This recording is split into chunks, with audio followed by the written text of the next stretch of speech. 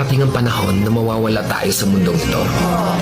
At kapag dumating ang panahon na yun, hindi mahalaga sa kung gaano karami ng pera ang naipon mo sa bangko.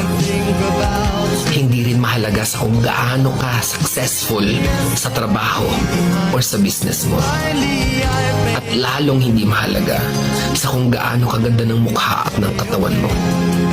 Dahil ang mahalaga pagdating ng panahon na yun ay ang sagot sa tanong na naging masaya ka ba? Nagawa mo ba ang kagustuhan ng puso mo kahit pag-gaano ka malito sa mata ng mundo? Dahil sa huli naman, ikaw naman magdadala ng mga memories na yon sa libingan mo. Hindi naman ang mga tao sa paligid mo. So make sure na bago pa dumating ang panahon na aalis na tayo sa mundo